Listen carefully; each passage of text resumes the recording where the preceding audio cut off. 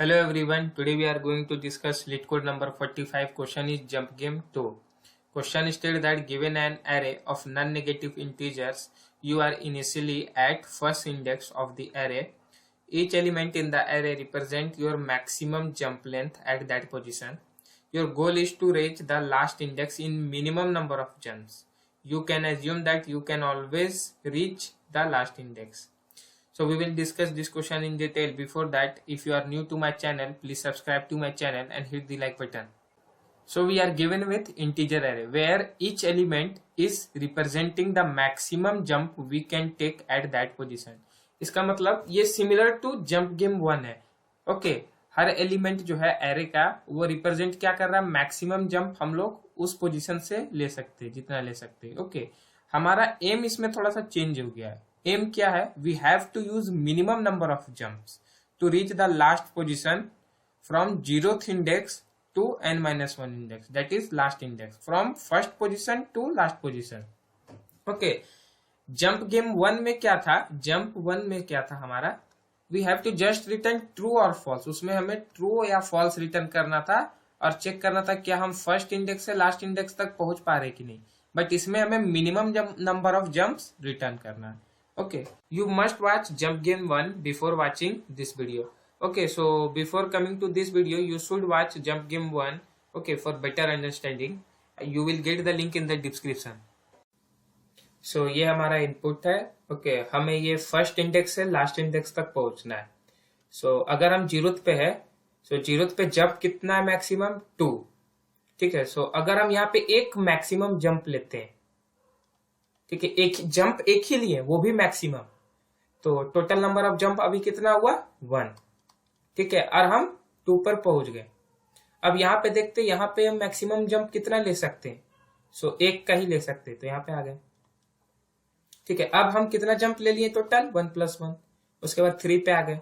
3 से एक जंप और ले सकते हैं मैक्सिमम. सो यहाँ पर 4 पे आ गए. सो टोटल जंप कितना लिए, 3 जंप लिए फर्स्ट से लास्ट पहुंचने के लिए.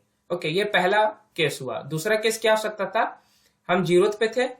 ठीक है, 0th से हम मैक्सिमम जंप तो हमारा 2 हो रहा है, लेकिन हम एक लेते हैं यहाँ पे छोटा जंप, तो टोटल जंप अभी कितना होता है हमारा, 1. ठीक है, अब ये 1 पे क्या बोल रहा है कि मैक्सिमम जंप 3 का हो सकता है. सो अगर एक मैक्सिमम जंप यहां से ले लिए 3 का, so total number of jump अब कितना हुआ, 1 + 1 = 2.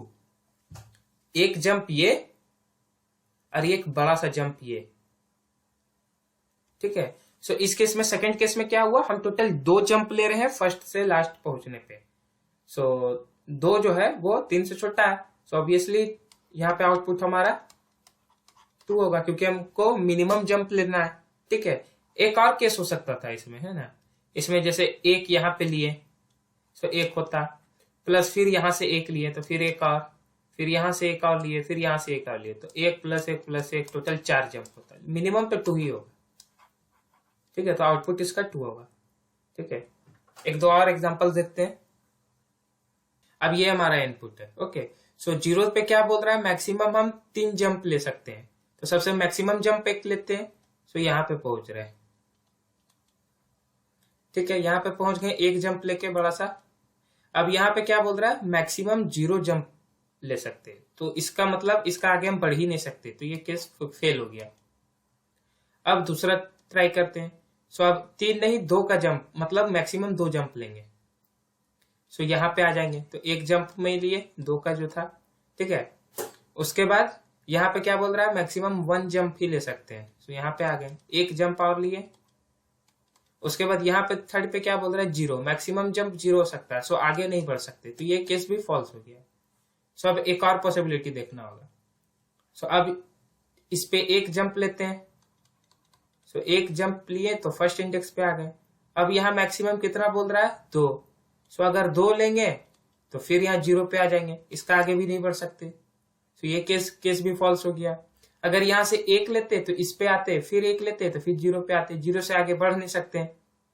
ठीक है, तो वो भी फॉल्स हो जाता. सो इसमें कोई रास्ता नहीं है 0 से लास्ट पहुंचने का.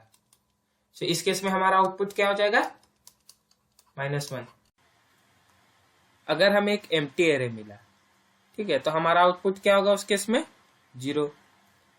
अगर एरे में सिर्फ एक एलिमेंट है, ठीक है, सो अब यहां से यहां पहुंचने में कितना जंप लग रहा है? 0 जंप। तो लेंथ 1 है एरे का तो 0, लेंथ 0 है एरे का तो आउटपुट 0। अब सवाल होता है अगर मोर देन 1 एलिमेंट है तो कम से कम जंप 1 तो हो गए। इस केस में 0 जंप नहीं हो सकता, ठीक है। उसके बाद हमें कैलकुलेट करना है कि यहां से यहां पहुंचने में कितना जंप लगता है, मिनिमम नंबर ऑफ जंप। लेकिन जे 1 रहेगा, कम से कम जंप 1 रहेगा। तो ये बेसिकली ये हमारा इनपुट है, हमें यहां से यहां पहुंचना है मिनिमम नंबर ऑफ जंप में, ठीक है। जंप हमारा स्टार्टिंग में 1 होगा। क्यों 1 होगा? क्योंकि एरे में मोर देन 1 एलिमेंट्स है, ठीक है। ये हम लोग अभी जस्ट डिस्कस कर चुके हैं। ओके, सो ये मैंने यहाँ पे लिखा current plus array of current. इसका मतलब current index plus jump at that position. ये हम लोगों ने जंप 1 में भी डिस्कस कर रखा है, ठीक है। सो इसको हम लोग यहाँ पे क्या बोल रहे हैं? लैडर, ठीक है। Current plus current index plus jumps at that position, ठीक है। और इसे मैक्स रीचेबल इंडेक्स भी बोल रहे हैं। इसका मतलब क्या बोल रहा है कि अगर हम 0th पर हैं तो 0 प्लस एरे ऑफ करंट यानी कि 1, ये हमारा रेंज हो गया इस पोजीशन का, ठीक है। मतलब हम अगर 0th पर है तो हम मैक्सिमम 1 तक आ सकते हैं, 0 + 1। अगर हम 1 पर हैं तो मैक्सिमम हम कहां तक जा सकते हैं? 4 + 1 दैट इज 5। ये हो गया मैक्सिमम रीचेबल इंडेक्स, ठीक है। मैक्सिमम रीचेबल इंडेक्स कैसे कैलकुलेट कर रहे हैं हम लोग? Current plus array of current.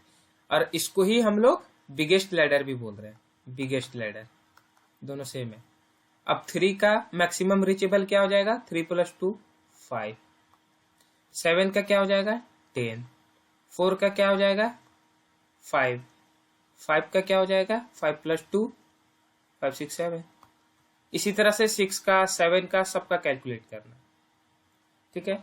हमारा एम क्या है? हमें minimum number of jump calculate करना, ओके। हमें minimum number of jump calculate करना है। सो हम लोग स्टार्ट कहां से कर रहे हैं? स्टार्ट 0 से कर रहे हैं, ठीक है। अब यहां पर हमारा मैक्सिमम रीचेबल इंडेक्स क्या बन रहा है? 1 बन रहा है, ठीक है। मैक्सिमम हम 4 तक यानी कि 1 तक पहुंच सकते हैं। सो अगर इस पर हम लोग चलते हैं, इस लैडर पर हम लोग चलते हैं, सो ये लैडर यहाँ पे खत्म हो जाता है, ठीक है। उसके बाद देखना है हमारे पास कौन कौन सा लैडर है। यहाँ पर इस जगह पर हमारे पास कौन कौन सा लैडर है? तो बेसिकली इस जगह पर हमारे पास सिर्फ एक ही लैडर है, वो ये वाला।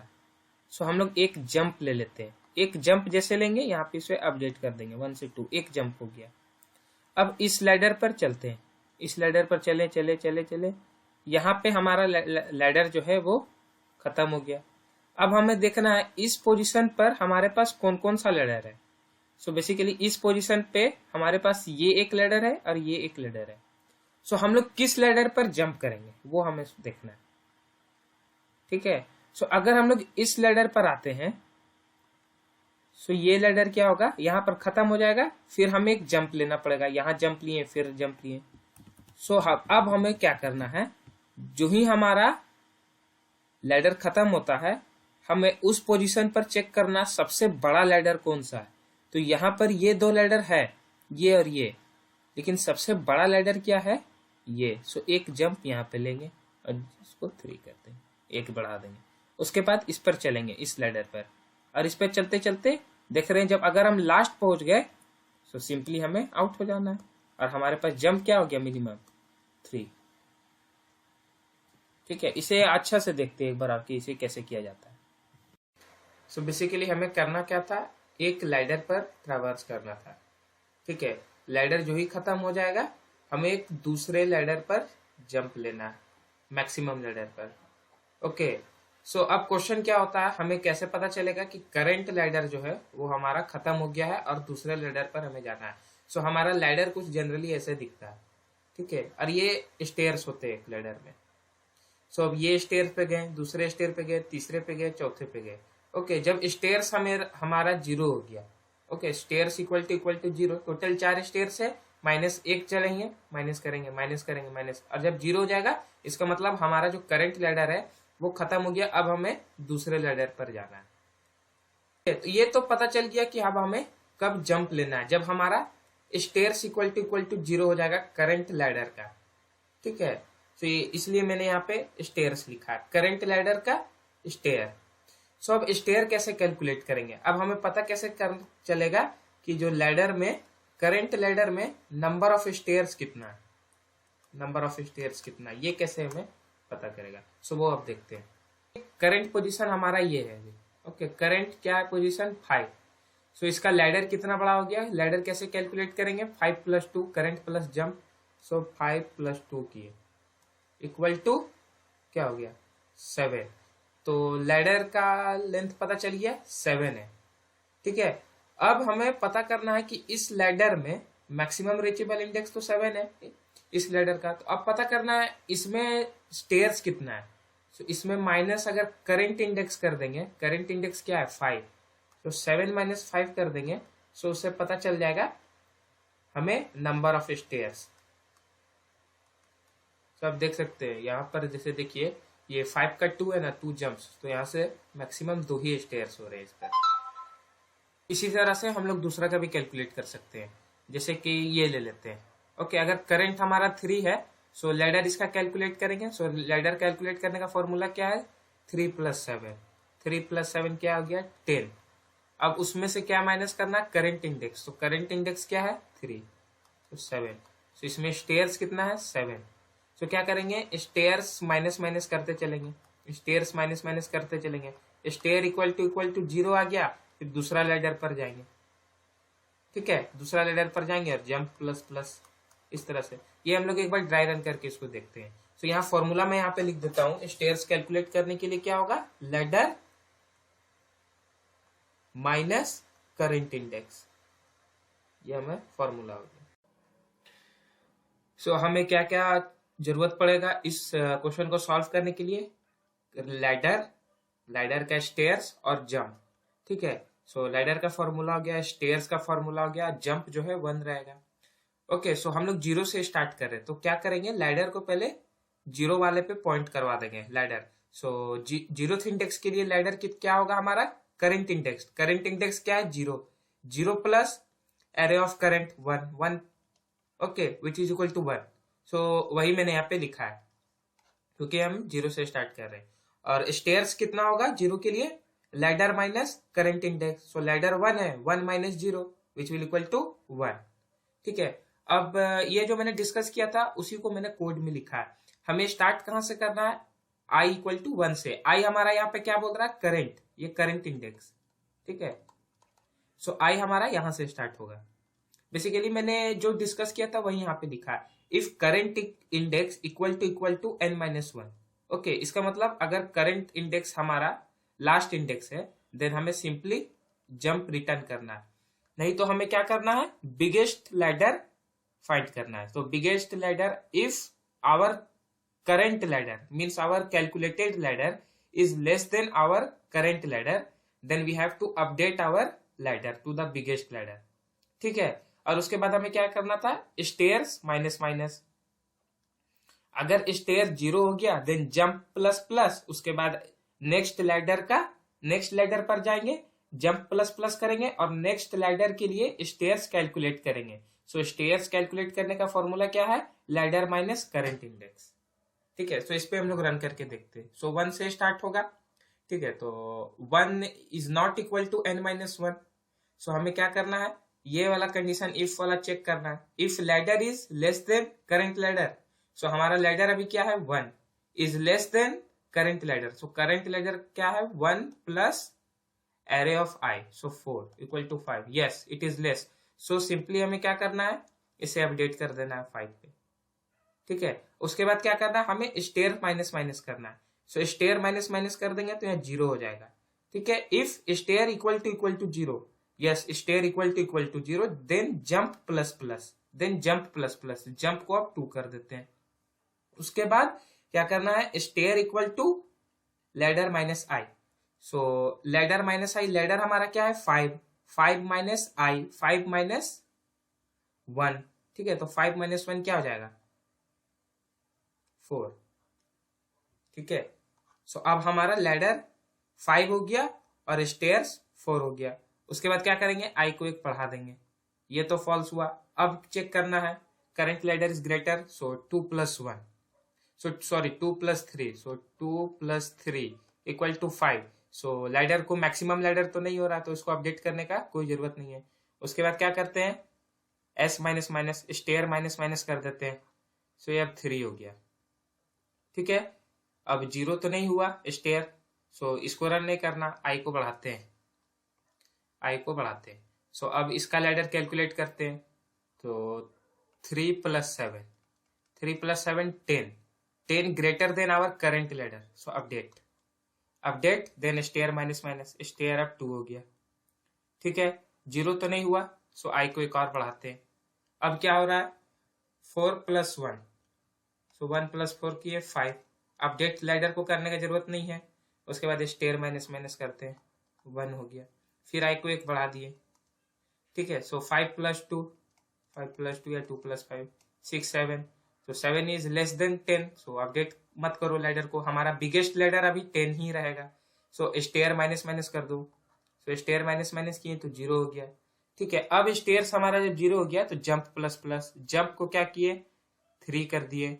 ओके, और उसके बाद हमें क्या करना है, स्टेयर कैलकुलेट करना है। सो लैडर माइनस आई, लैडर हमारा क्या है 10, सो 10 minus current index, current index क्या है 5, सो 10 - 5, सो स्टेयर्स हमारा 5 हो गया। ठीक है, अब हमें क्या करना है, आई को एक बढ़ा देना है, तो 6 माइनस तो क्या हो गया अभी इसका 6 + 6, 6 + 6 इज 12, तो इसको अपडेट कर दो 12। देन उसके बाद स्टेयर माइनस माइनस 4। ठीक है, उसके बाद एक बढ़ाओ, 7 + 7 क्या हो रहा है अब 14, इसको अपडेट कर दो 14 से, स्टेयर माइनस माइनस 3। ठीक है, उसके बाद एक और आगे बढ़ाओ, 8 + 6 क्या हो रहा है, 8 + 6 क्या हो जाएगा हमारा 14 होगा ना, सो 14, 8 + 6 इज 14, सॉरी x + 6 14, सो 14 तो 14 रहने दो, अपडेट करने की जरूरत नहीं है। उसके बाद क्या करना है, स्टेयर माइनस माइनस 2। ठीक है, अब आई को एक और आगे बढ़ाते हैं, सो आई अब 9 पे आ गया। अब देखो ये ट्रू हो गया, आई इक्वल टू यानी कि current index equal to n-1 हो जा रहा है ना। सो इस केस में हमें क्या करना है, सिंपली रिटर्न जंप। सो हम लोग का जंप क्या है 3, सो इसे रिटर्न कर देंगे। सो आउटपुट हमारा क्या होगा 3 हो जाएगा। हम लोग इसका कोड देखते हैं, कोड्स देखने पर ये पूरा क्लियर हो जाएगा। सो बेसिकली ये हमारा बेस केस है पहला वाला। सो मैंने क्या बोला था कि अगर लेंथ 1 होगा एरे का, सो हमें 0 रिटर्न करना है, नंबर ऑफ जंप्स 0 होगा।